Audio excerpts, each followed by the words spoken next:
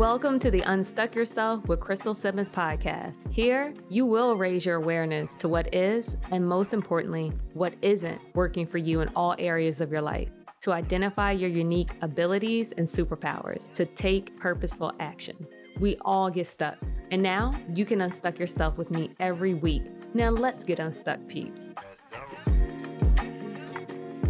Welcome back, peeps. It's been a glorious month thus far. I celebrated my 40th birthday. Woo woo. Yes, you heard me right. 40. 11. Those magical and radiant numbers, they did not disappoint at all. I got to visit San Diego for the first time, and y'all, oh my God.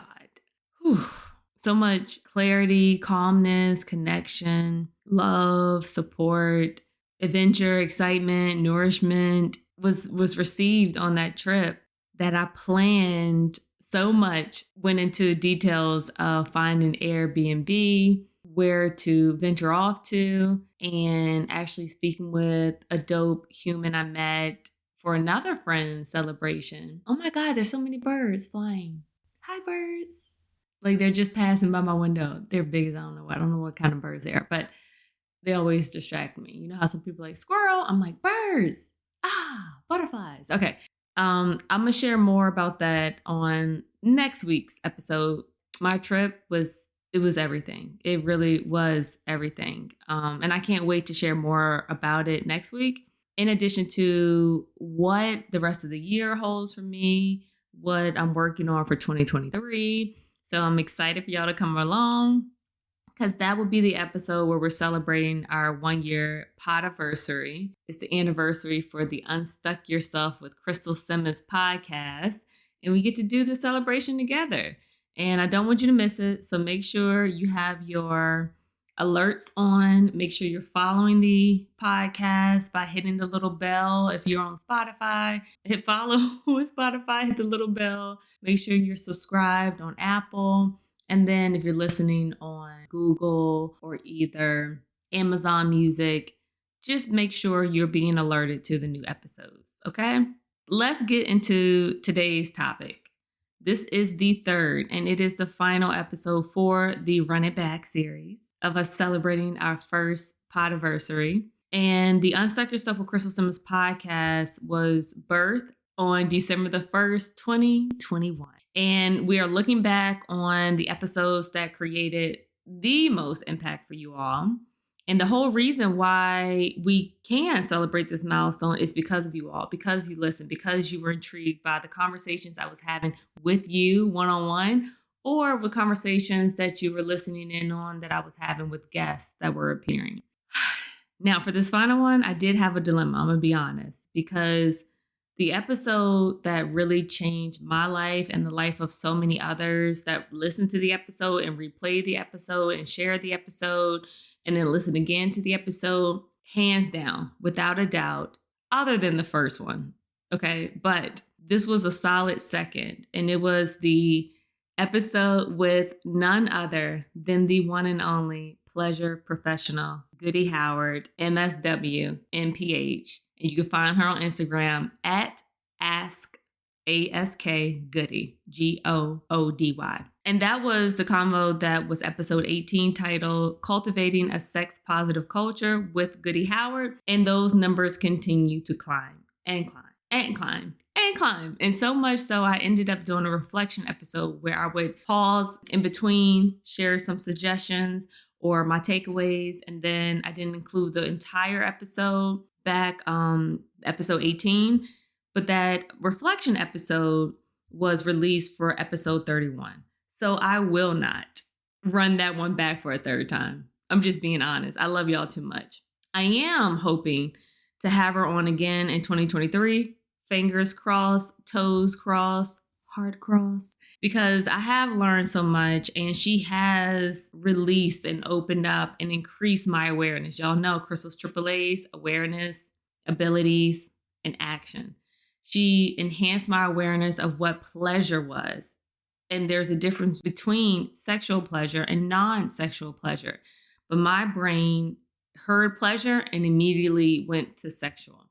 And increasing that awareness, it allowed me to know what I'm able to do with receiving pleasure, to take action to receive the non-sexual pleasure. So if you haven't heard it, go back to episode 18. Ah, man, I really, really, really encourage you to go back to listen to episode 18. Or if you want to do the little short condensed version, you can listen to episode 31. It's your choice. You do you. Now, for today's running back episode, we are taking it all the way back to the first interview I did. And even though it wasn't released as the first episode, this was the very first episode I did with a very dope human and a former coworker. I reached out to this woman because her and I have had a very growth building relationship, and where I learned about myself as a leader, as a supervisor, and just admiring my employees and their skill set and acknowledging they know way more than I do and celebrating that and wanting to highlight that. And when I reached out and asked for her to be on the podcast, and I told her straight up, this will be my first interview. I'm nervous, but I trust you. You and I have had some real conversation, sharing whatever you want to share. It's your world, and I'm just here to engage in the conversation. And it was just a beautiful conversation. So I'm so happy because I'm just thankful because I had a conversation with a friend that said that this was an enjoyable conversation because Kathleen, who was the guest, was so candid about her journey. And it was clear that she had done a lot of work to improve herself and her situation. And that the message that Kathleen was sharing made my friend Danny love you so much, but it made her feel hopeful as she is also navigating into her own journey, return back to work as a mother of two. And to my friend and so many other listeners, like, thank y'all so much. Thank y'all for re-listening to that episode because those numbers were high as well. Kathleen, thank you for sharing your beautiful words. And I hope you find just humor and appreciation and dopeness when you hear this conversation between you and I again. When you listen back, we have influenced so many people that we probably will never even know. And I'm thankful for that I get to share that with you. Again, this is running back the episode 9, Giving Yourself Permission to Grow and Change, featuring Kathleen Eaton. Thank you, Kathleen. Thank you again, listeners. Thank you again, dope humans and peeps who are a fan and a sharer of the Unstuck Yourself with Crystal Simmons podcast. Thank you for absorbing these vibes and gems and allowing me to celebrate this third part to the running back series leading up to the Podaversary of the Unstuck Yourself with Crystal Simmons podcast. Stay tuned for that episode next week. And I hope you find new gems from this conversation that Kathleen and I had. Enjoy, peeps. Kathleen, internet, computers, they suck. Hopefully my computer isn't so loud, but it sounds like a plane is flying overhead. So yeah, that's fun. I don't hear any of that, so. Okay, I'm hoping that the mic won't pick it up, but we'll see. And I could try to edit it out. But thank you for being here. I'm so happy we got to do this because, one, for a lot of people who don't know you, but there are people I think that do know you because we worked in the same space. I met Kathleen in, I'm not going to say the hospital, but we worked in a hospital together. I don't want to badmouth. Anyways. Yeah. And we'll keep that between us. Yes. That'll be our little secret. And for those who know, and that's cool too. Yeah. But I want us to talk about our journey of us first meeting each other and then our journey separate from like me leaving and then you doing your thing and then us reconnecting. So for those who don't know you, Kathleen, how would you like to describe yourself and give all the accolades, all the wins? It's funny that you say that because I have been asked so many times to describe myself or like intro myself. And every time I'm just like, I don't know, man. like, so I work in healthcare, obviously, and that journey for me started in radiology. Growing up, kind of was always told like, you go to college and you get a job and you buy a house and that's what you do, right? And so I had no idea what to go to college for, right? Like at 16, 17 years old, when you're trying to decide on a college, who knows what you want to do? Let's be honest. And and a girlfriend of mine in high school was like, I want to be an x-ray tech. And I was like, you want to be a what? and so me being like the type A individual that I am, I'm like, all right, well, let's do research, right? I do all this research for her, put all this stuff together. And then she's like, you know what, man, this is not what I thought it was. And I'm like, okay, well, I think it's legit. Like, I'm going to do this if you're not. Like, I was always like interested in photography and I'm a little nosy. The combination of like photography and getting to be a little bit nosy was like really appealing to me. I graduated in 2014 with my bachelor's and went straight into working in CT. I worked in that space for like 7 years. And then I was a supervisor of like a file room.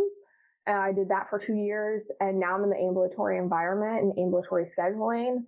I got a really awesome opportunity to pivot, and I got a really awesome opportunity where someone said to me, look, I don't know what this job is going to be, but I think that we mesh really well together and I want you to be my partner in crime. And I just kind of latched onto that and it's really grown and it's really awesome.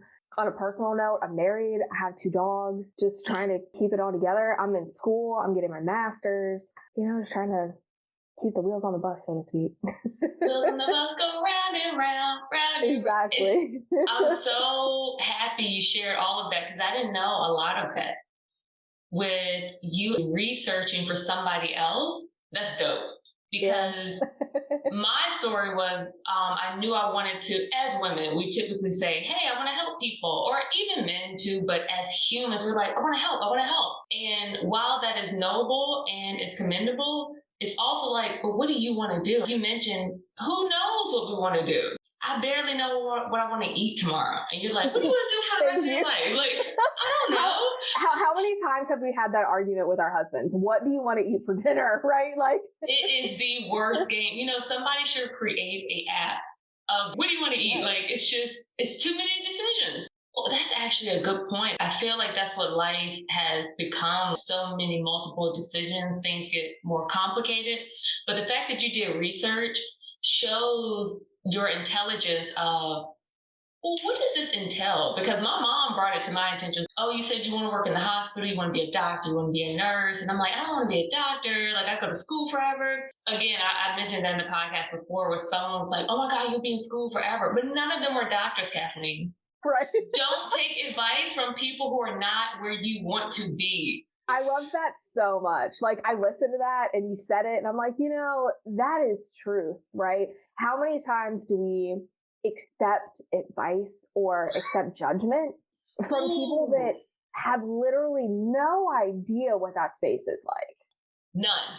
But have a whole paragraph essay of, you don't want to do that because you know what they say. Who the F are they? Who are they? Right.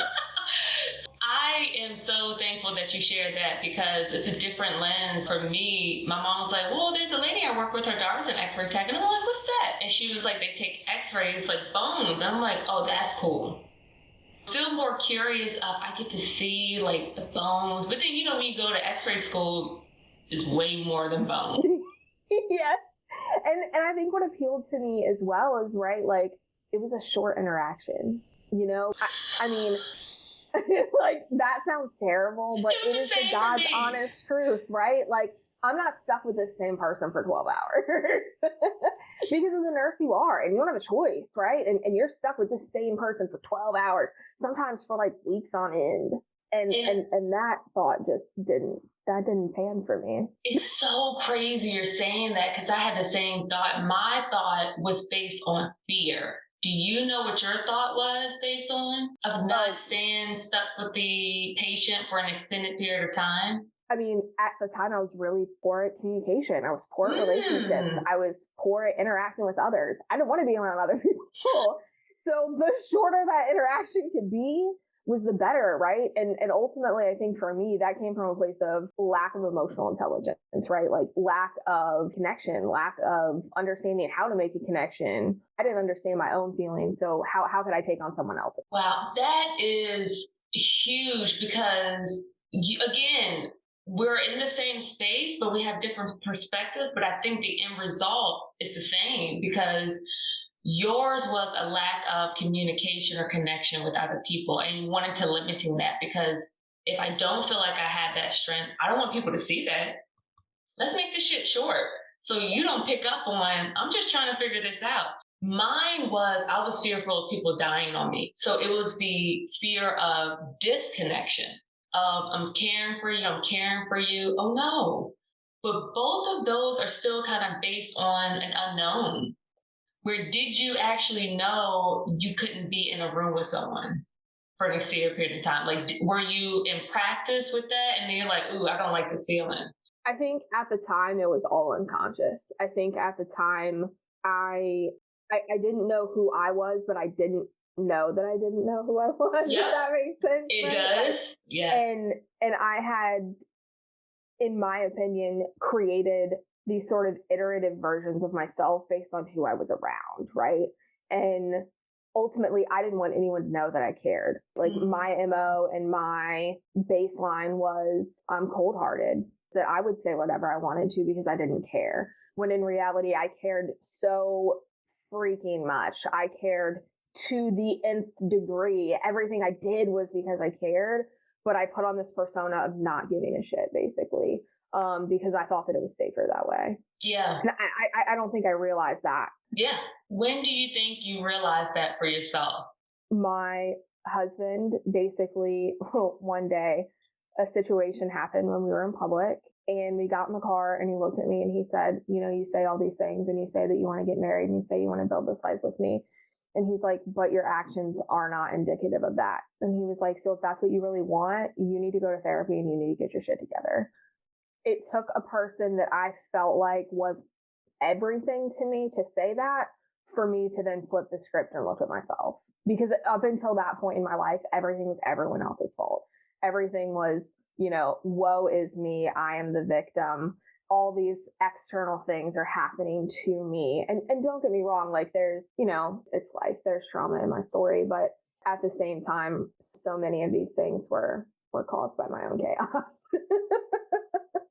And isn't that like the hardest to share? Like, thank you for sharing that because shout out to the husband. Shout out to the people who see us and know us. I know the saying is better than we know ourselves, but I think what that meaning is, like you mentioned, you weren't conscious of your actions. It's almost like when you're working out. You're eating well, you're drinking more water, these intensive exercises or workouts, whatever, and then people see you and like, oh my God, you look great. And you're like, really? Because you see yourself every day and it's like, I don't see change. I don't see it. I don't, but everybody else sees it. We really can't see ourselves from the same lens we were coming from. We have to see ourselves in a different lens. So he 100%. actually vocalize that to you. I see myself being married to you, Kathleen, but this shit ain't it. So I don't know what the shit needs to be, but this ain't it. And it's like, got it. Right. And at that point, we've been together for like 5 years. And, you know, he kind of said to me, some of these things were an issue when we first started dating. I just thought that you would like grow up. And that stung, right? Like that at my core, I was like, bruh, like, what did you just say to me? like, kick a girl while she's down. Damn. Facts. Right? And like, but I think hearing that in a safe space is so different because you and I also have the unique connection of your father-in-law. Like at work, your father-in-law would be like, girl, you're crazy. You need meds. And I'd be like, whatever. You're the grumpy old man. Like what, bruh? Like come at me. Like, you know, like I need meds. You need a cigarette. Like, Who are you talking to, sir? But it was true. Facts. It was true. Some people don't know, yes, my father-in-law, he's also an expert. My mother-in-law is also an expert. My sister is also an expert. So it's a small community. Yeah, like, and Kathleen actually worked with my father-in-law. And then she came to the hospital I worked at. Her and I share that connection. But yeah, he is a straight shooter, but it's almost the same like you were mentioning with that tough exterior. And I don't know if just most people have it, but he definitely has it. But he's a softie. Oh, 100%. 100%. And people would say the same thing about me. Crystal, you always speak your mind. And just like you mentioned, Kathleen, you was like, I say what I mean. I'm direct, tough. I mentioned also in another episode that I remember taking on a little bit of that toughness just because growing up, I was perceived as the weak one.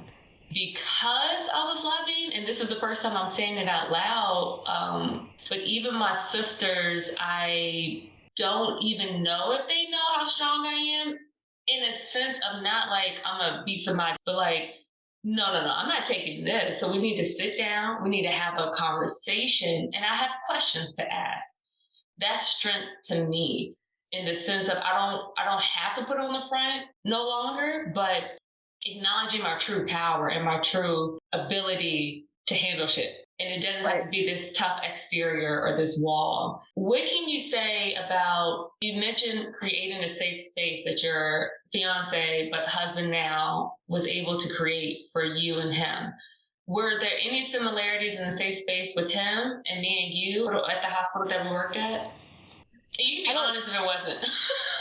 To be honest, I think no, right? Like, my husband and I met each other when we were, frankly, at like one of the worst spots in our lives. He was not in school. He was working at a restaurant. I was in school full time. I had just gotten out of a really abusive relationship. I had 3 jobs. I was living my best life, which is such a joke. And we, in a lot of ways, grew up together, right? We fostered our own environment. We both told each other all of the things in our past that had made us the people that we were today. And I think seeing that and altering your actions based on that history is huge, right? Like saying, I see you and I see that this is a trigger for you and I'm not going to poke at that. Understanding that history and understanding those wounds and getting to really know a person for who they are, which was like the first time I'd ever had that. Because in the beginning we were just friends, and I think that was a huge difference for me too, right? I had never fostered a relationship out of a friendship. And I think it's a core of our relationship. We're best friends, and that's why we work, and that's why that safe space is there. Whereas I think at work, our relationship, to be honest, and I don't think I've ever told you this, but for me, our relationship came from a place of envy. At the time, I wanted to be you. You dressed the way I thought someone in that position should dress. You carried yourself in a manner in which I aspired to carry myself. You were a communicator, and at the end of the day, I knew that you gave a shit, which in a healthcare environment is rare. And I knew that you were doing what you could.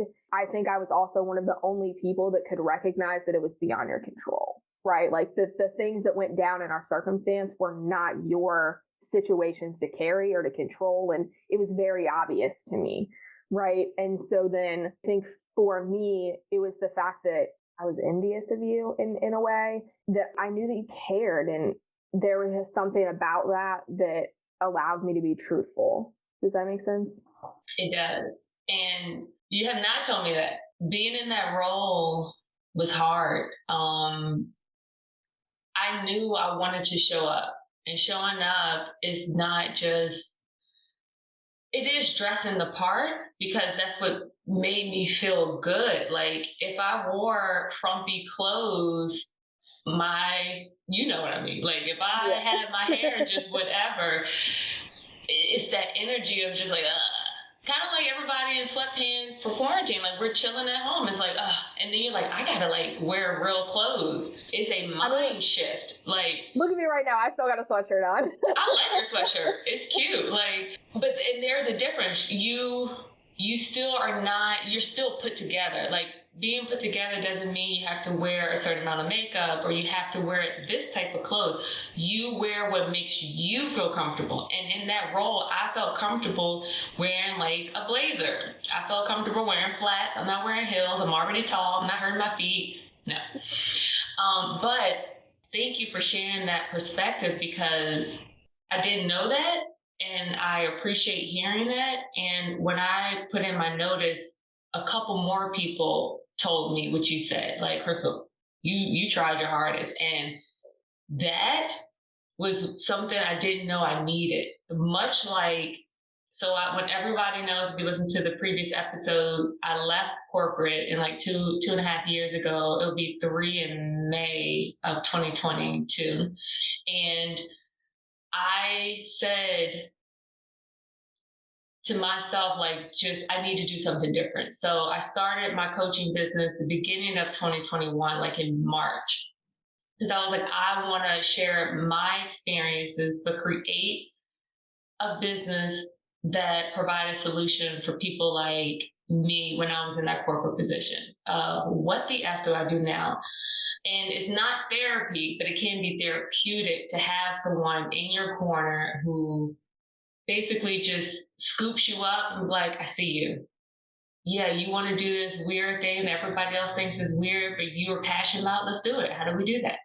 But honors your voice so that you can get that time, that peace. If it's more money, whatever it is, that's what I work with. But I'm saying this because Kathleen hit me up in my DMs as I was starting that practice of just being more intentional with my messaging on Instagram, whether that's videos, posting, empowering stories, or just quotes. I didn't even know Kathleen was even on Instagram and she was active, but she ended up sliding into my DMs and was like, I love what you're posting. I appreciate it. And I'm like, what is happening? Like, and so just like you shared that story with me of you were envious of that role, like, I hated that role because of how people looked at me. And your supervisor, I'm gonna say her name. Well, they might know where she works. Anyways, at that hospital I worked at, shout out to you. You know who you are. I love you. I thank you so much. Like, probably one of the hardest working radiology departments, which I fought hard for because I saw how hard they worked. I appreciate you sharing that. But Kathleen, I looked up to you because you were about your shit. Like you mentioned, you work in 3 jobs. That doesn't surprise me. You were a hard worker and you wanted things organized and you implemented organization and you were a team player. You weren't one of these people who worked hard but then hated everybody in the department. That was never you. Yeah. I mean, you might have your select few. Like, we're all human. Like, we have our select few. Like, yeah. Yeah, and I think it's funny that you mention it in that way, right? That I implemented organization and I implemented like standards, right? And it's funny that you say that because in my mind, I did that because people weren't doing things the way that I thought were effective. Like, for me, that came from a place of annoyance, right? Like, what are you doing? Right? Like, if I ask you to do something once and you don't do it, I'm gonna go do it myself. Like, and that is just me as a person. Bless my husband, because the amount of times I hear I was gonna do it. You know, that's a battle I still fight. Yeah. Because it goes back to, do you want to be right or do you want to be happy? You know what I mean? I learned that early because I remember saying, like, Devon, I want you to want to wash the dishes.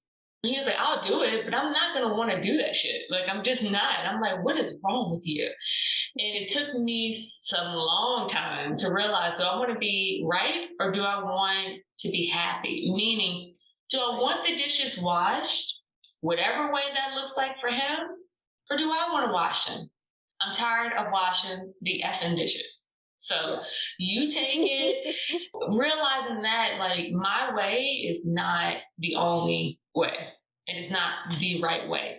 Right. And where on the flip side, I've learned, right, to manage my own expectations.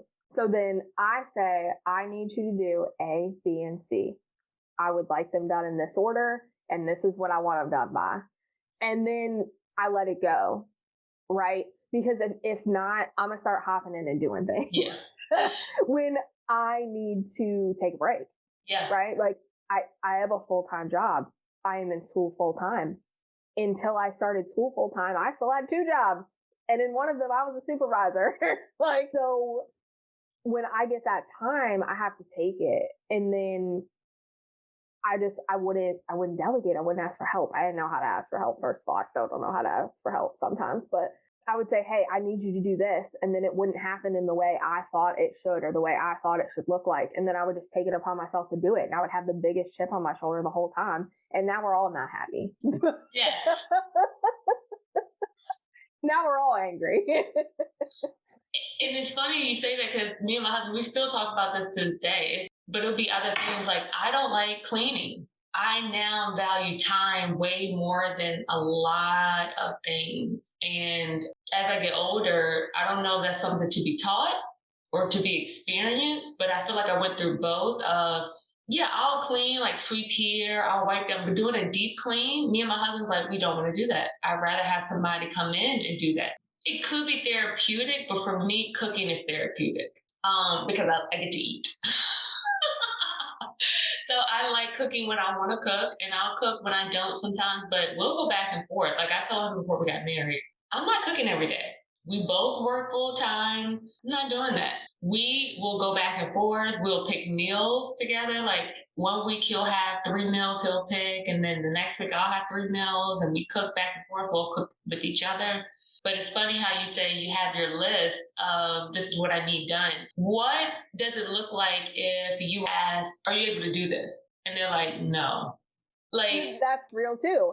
But I think that right now in our circumstance, it's well known that like that's what I need. And he's like, give me a list, tell me what to do. Right. Oh, cool. Okay, that's something good. that like there was a agreement conversation, yeah. But before there was just a list slapped on the table. Okay. So, yeah, there was a baseline like, dude, you're crying in the corner of the kitchen. So like, there was a baseline like someone's got to give. So I need you to tell me what I need to do to make this not be what this is. Oh, I love it. Yeah, and that is huge. That is huge, recognizing, because there are so many, and I would bet most women who are listening to this is like, yo, I have a hard time because they're not going to do it right. They're not going to. But the question I keep hearing, because I listened to this book, Professional Troublemaker by Lovey Jones, she said, her therapist asked her, do you feel you're not worthy of receiving help? Because there is no other option. Like you mentioned, you're crying in the corner. Like, is this the outcome you want? What is that? And that could be a hard pill to swallow. It's a big ass pill. It is a really big pill because you're so right. And it goes back to being a kid, right? I always did everything myself. I packed my own lunch. I got my mom up, right? Like I felt like that was my job, and that carries over into a wide array of things. And just, you dig that hole and it's like, is this a hill you really want to die on? Yes. And you mentioned before when you were at the hospital, you saw no one else was doing it. You're like, well, damn it, I got to do it all. But that's what you did as a kid. You're like, people should be doing stuff. Then I'll do it all. Right. I literally just thought about this a couple weeks ago where I told my husband, I was like, I'm just picking up shit that nobody's dropping off for me to carry. Why am I doing? And I'm getting resentful and upset. Like, why won't y'all do this? Why can't you? No one asked for my help. No one asked for your help, Kathleen. Right. And that was the biggest, oh shit, I'm creating this for myself. Yeah. Or something my husband says all the time, which to be honest, infuriates me to my core. And we're not going to tell him I said this, but he's right. And it's so annoying. He says all the time, why are you fighting with yourself? Fuck you. no, we are fighting. We are fighting. I'm fighting with you. When he says that, he'll say, why are you fighting with yourself? You've created this whole narrative up here. And it's like, So what was your answer to that? Do you have an answer? Oh, I don't have an answer for that. I've been trying to come up with an answer for that for 8 years. So I have an answer. I'm now in this coaching certification program, which I love, and it's called Core Energy Leadership, and it's focused on the person and what holds us back from what's already in us, whether that's limiting beliefs, which is a little different than what we hear, but it's based off of what people have told us we are. Crystal, you're the good one. You're the nice one. Like literally, I wanted to do regular teenage girl stuff, and my sisters would say, well, you're the good one. What is wrong with having sex? Right. Now I'm bad because I want to have sex? Like, what is happening? Or it's so, I say that because I know other people feel it and I don't want them to feel alone. Like, this reason we're here is to bring about connection. You're not alone. The big things that keep us from doing whatever we want to do is the gremlins or your ego, and that's what we fight with. So I fight with the good one. I call my gremlin, my ego, the good one. The good one would do everything for everybody. The good one asked to be paid for her services in a connection with an organization. Like, oh, I just want to help. I thank God. I had a meeting earlier last week, and this was the first time I said, I do want to help, but I also want to be paid for my services. And if that includes one-on-one coaching, that'll be more expensive. If that's group coaching, it'll be less expensive because you have multiple people. So the cost could be split up. But I know the value of my work. And before it's like, no, you can't do that. And you're a woman? No. We help. We're here to help. Anybody needs stuff, we should be able to give it to them. I don't want to. I am tired. Now I'm resentful to a person that didn't even ask for my help. Ma'am, we did not ask for you. You don't have the answers. Like, and that's why I said in the beginning, like, each of us have what we need inside of us. But sometimes it gets overlooked or covered up by experiences, what other people have told us we need to be, we should be. And sometimes they're right. Like your husband, he was speaking to the true you. That's why it resonated. And you're like, And that frustration is the other part. That's the ego. It's not bad, but it's there to protect us. But it doesn't really recognize threats. So that's why we're fighting. We continue to fight with ourselves, much like when we fight with other people, we create this war. Like I had done a poll asking people, how do you initiate difficult conversations? And some of them were like, oh, I don't. Mm-mm. Or they'll say, oh, I pick my battles. And it kept coming up. I kept feeling this me versus you, or me versus them. And it's like, oh, we're missing the point. This is supposed to bring us together. It's not supposed to bring light to, yeah, Kathleen, you were wrong. And this is how you were wrong. Let me tell you. So you did this, you did that. It's like, what am I not doing that you needed me to do? Like your husband saying, I need a list. Don't just tell me, go to the store and buy groceries. What the fuck am I buying? What do you want? Right? Like, and I love him to death too, because he's like, I mean, there's a lot of different brands. Can you give me a picture? And I'm like, I will make you a Kroger quick list, boo. Like, I got you. Teamwork, connection. I got you. Kathleen, what you did was y'all both empowered each other. He asked for what he needed and you fucking gave it to him. And like, I think for me, and like, it makes me like emotional to think about, right? But like, I didn't know that I could ask for what I needed. I didn't know that was an option. Yes. Right? Like, let's sit in I didn't know that was a thing. Let's sit in, listeners. Did you know you can ask for what you need and what you want? Because those are two different things, but you could have both. And it makes me emotional too, because there's so many dope ass people out there that don't even know how dope they are, because they keep this shield up, thinking they're protecting themselves, thinking they're keeping the bad out, but they're keeping all the good out too. all the connections, the love, the support, and again, the simple example of y'all needing groceries that I just made up. You need to eat. You having that conversation like, can you go to the store? Look, I don't know what she wants. He could have been in his head like, oh, I don't want to go to the grocery store because I never picked the right thing. And then she gets mad at me. I can't do anything right. I'm making all of this up. But those are the stories that we tend to tell ourselves instead of saying, yo, I don't know what to get. That's vulnerability. And even if it's going to a damn grocery store, that's still you showing vulnerability of, I don't know. It is so simple, we make it so hard. And it's the same for our jobs. Hey, I don't want to work 50 hours a week. I don't want to work 60 hours a week. And people might look at you crazy, but take that as information. Oh, so I said I don't want to do this. They're still making me do this. I clearly don't want to do this.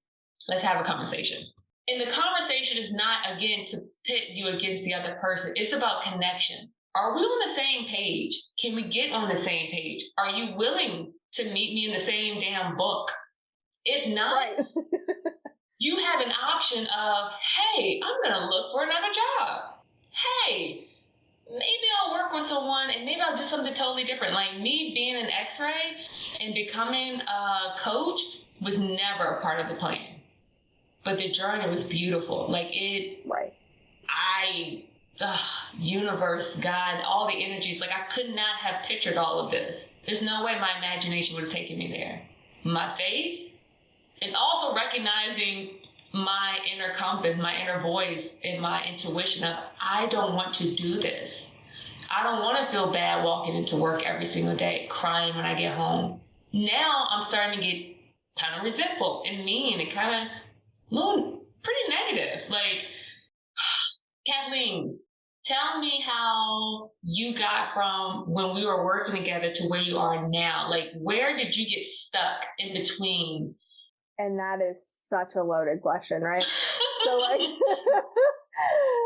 So when we first met, I had gone from one hospital to another hospital.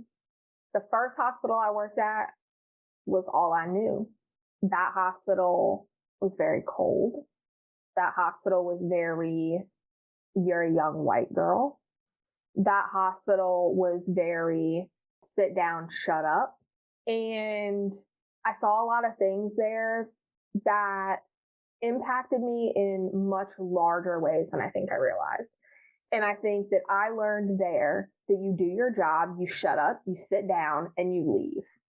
And I came to your hospital where people were asking me about my life. People expected me to ask them about their life. I'm like, can you give the damn meds? Like, in my mind, I'm like, I don't care about your grandkid, dude. In my mind, I'm like, why do you care anything about me? Do your job and get out of my way. And I think for me, it was so confusing, right? Like I had gone from the apocalypse to like we sing in the song of Jesus. And I was like, what? How did we get here? No one gave me a path to go from what? Just came from the depths of hell. And now we're talking about singing to Jesus. I was so confused and I didn't understand, right? And that old environment really allowed me to continue into habits and behaviors and thought processes that were not serving me. And I think ultimately it came down to a point of me sitting with my therapist once a week, sometimes twice a week if it was a bad one. Let's be real. You know, her saying to me, what about this is serving you? I'm sorry, but every single person, I don't care how old you are, that is a question you should be asking yourself. What are you getting out of this behavior? How is this serving you? And at one point, my therapist said to me, Kathleen, we can sit and we can talk. And I don't care. You're paying me. You know, she said this to me. She said, you're paying me. And we can sit here and you can pay me for as long as you want. But if you continue with these behaviors, nothing is going to change. And I came home and I looked at my husband and I said, I think my therapist called me a shitty person today. Yeah, I was like, I don't know what just happened, but I have feelings, right? Like I don't I don't know what they are yet. Um, but we're gonna marinate on that for a little bit. And to be honest, I sat on that for like a year and a half. I sat on that for a good and long time. Because here's the other thing. You can't expect change if you're not willing to do the work. You can't expect change if you are not if you don't have the mental capacity to actually change, and you can't expect to change unless you are ready. And what ready is looks so different to so many people. Being ready was so many different things. That involved me stop drinking. And that is unique to me, but I think that it's an important piece of my puzzle. I didn't want to have feelings. I didn't want to think about feelings. I didn't understand feelings. And I used alcohol as a way to, just shove it all down. And I thought that I was good at compartmentalization. And I thought that's why I was good at my job, right? Because I was organized and I could compartmentalize things. And, I could do CPR and then put an IV in a baby. And I could be two completely different people in the span of 30 minutes. And I thought that was a strength. That's not a strength. That is trauma. That is pain. That is not processing. I realized one day in therapy that, I was holding on to a death that happened in middle school because you never process it. You don't get taught how to deal with these things. And that's not my parents' fault. They didn't know how to deal with it either. I think for me, it was really shedding all of those layers and looking at the root of the issue. What is actually happening here? And I think for me, it was, I had never taken the time to figure out who I was. I didn't know who I was. So I created these versions and these iterations from other people, from other situations. And ultimately it came from a place of fear and it came from a place of pain. And I was sad and I didn't know what to do with that. So I compartmentalized. I made it work. But ultimately for me, it was doing the work, and that work was messy and that work was hard and that work took years, and I'm still doing that work. I strive to be better tomorrow than I was today. And I think for me, the biggest game changer was me being willing. And that is the key word right there. I was willing to look at myself, look at the role I played in that situation, whatever the situation was, right? And say, what have I done in this situation? And what can I do to change it? Because I can't control Crystal. I can't control what Crystal thinks about what's coming out of my mouth. I can't control Crystal's reaction to me. I can't control what Crystal thinks about me, but I can control Kathleen. I can control how I show up for Crystal. I can control what I say to Crystal. And really just like parking my ass in my own lane, right? Like, and that sounds so basic, but like stay in your lane, man. Like clean up your space, clean up your area, right? Clean your office. It's not my job to clean Crystal's office. It's my job to clean my office, right? And those were really hard lessons to learn. And I stuck my foot in my mouth a million times, and you damn well know it. And so,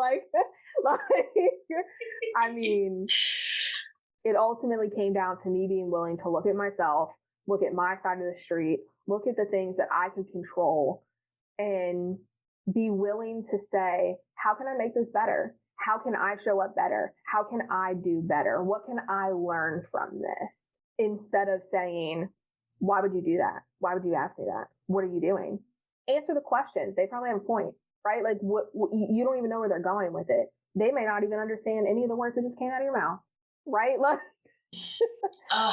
this is, I'm like, my body is tingling, like slow tears, like one tear, two tears, just the emotions, because you said so much. And I know I'm not going to be able to repeat it all, but I celebrate you for that whole process that you did just now. That you just gave us it was beautiful. It was so true. And I saw myself in much of what you shared because we're not taught feelings. Literally, I have a feelings wheel on my water cup. How you feeling today, Kathleen? Oh, fine. Fine is not a feeling. It's not. I'm And no one tells good. you that. Good is not a feeling. Crystal, what are you talking about? So I'm looking at my cup right now. We have surprise, we have happy, we have sad, we have disgust, anger, fear, confused, amazed, joyful. Those are feelings. So when you mentioned the death from many years ago, I can't imagine how many people are experiencing that, because I started thinking about people I've lost and like, did I actually process it? I do think as I got older, anyways, that'll probably be another episode. I maybe process it a little bit more. Like even the death of our dog, for me, it was not just forgetting him. I wanted to honor him. And any dog I saw, Kathleen, so our dog, his name was Coco when I was growing up in high school. He was a poodle. We named him Coco, but he was white, which we were kids, we know. Like everyone's like, is he brown? It's like, no, he's white. And they're like, what? But you said Coco. I was like, oh, wait a minute. Coconut, maybe? Oh, no. There we go. But any dog I saw, I'm like, ooh, Coco. Me communicating his name, and when I saw a dog, provided me peace, and I was able to process it. I don't know why. My younger sister, for her, it was her getting a dog, a new dog, and I remember having a conversation with her, like, how dare you disrespect Coco's name? Like, he's only been dead for like months. Her coping was to have that companionship. But I didn't know at the time I was judging the F out of her. Because that's what I do best. But I'm actually not, I do not honor that, because I, like you said, I have to stay in my lane. And I learned through that it was whenever we're trying to fix other people, analyze other people, what do we get to avoid by messing around with them? What are we avoiding in our own life? Right. Oh, I hate my job and I'm scared to tell my spouse that I want to leave. Right. Oh, I can't handle this job. Am I weak? Oh, I'm a flip-flop, because now I used to sell Arbonne products, but now I'm doing a coaching business. What are you doing? Oh, and now you got a podcast? I am now doing the things that bring me joy. Joy is on the feelings wheel. And joy is not happy. It is the knowing, basically what I think you mentioned, maybe you didn't, maybe I'm just thinking things will be, because I can control what I can control, but I can't control other people. And that's what happens to other people, the state of the world. I can make an impact, but I have to make sure I'm good first. Right. And I think for me, a huge piece of that too, right, was letting go. Right? Because we hold on to all of that shit. We carry all of that, all of it, right? And I remember saying, like, well, the world is on my shoulders. Who asked the world to be on your shoulders, Kathleen? Hey, Kathleen, can you hold the world real quick? Right. Did the universe say, you are the one? No. And I remember one day I was sitting in my office, and I literally was sitting in my office crying. And I remember saying to myself, inhale the universe, exhale Kathleen. Like, because I was just like, we gotta get some new energy in here. Yeah. We gotta, this ain't working. So what is gonna work? I think that is a problem many, especially women, but it's not exclusive to women, but I think especially women feel like, this isn't working. What am I doing wrong? It's not what you're doing wrong. Come at it from another angle. Okay, this isn't working. Try another way. Oh, the window's locked. Okay, is there a door? Right? Like, it's so simple, but I think that, at least for me, it's like you're conditioned to think, if this didn't work right the first time and you didn't do this perfectly, it's a you problem. It's not a you problem. Sometimes it's the approach. Sometimes it's the people around you. Sometimes, it's what in this situation is not serving you. Yes. And I'm so filled. I feel just so honored and thankful that you were able to have this conversation with me. Like, how do you, and we can wrap it up after this, but how do you consciously unstuck yourself? What are the things that you implemented in your life to keep you unstuck? I think one of the biggest things is taking a breath. And that is so, I used to look at people that would say, "Oh, just take the time. Just take a breath. Why don't you just, marinate on that for a bit?" And I was like, "Fuck you. Like, get out of here." Like, what? Get a grip, man. Like, this woo woo shit. And now I'm the most woo woo bitch. I'm like, okay, well, I hated my job. I did. I hated my job. I hated every second of it. I was miserable, and I was vocally miserable, like inappropriately vocally miserable, right? Like, I was applying to jobs and applying to jobs, and I interviewed 5 times for this one job, and I was like, "Oh, I'm gonna get it. I'm gonna get this shit. This can be perfect. This is exactly what I need." Blah blah blah. Meanwhile, I had applied to this job because it was open, not because it was necessarily what I wanted to do. But through these 5 interviews, I convinced myself that this is it. This is going to be my ticket. Oh, I got to have it.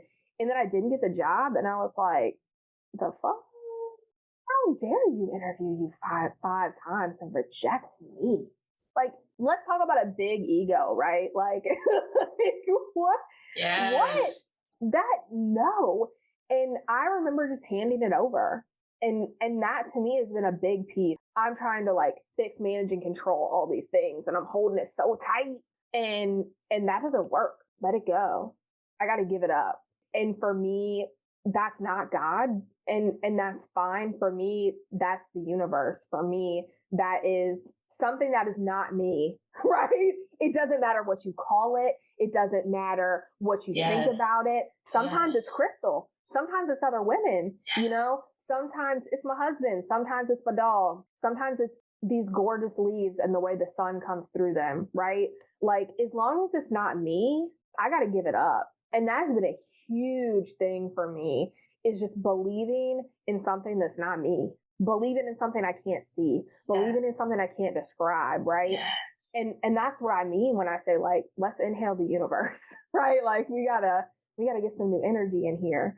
And so for me, that has been a massive, massive game changer for when I feel stuck on that day to day, is, okay, well, let's give it up. I can't control this. I'm going to do what's best for me, and we're going to move on. That's good.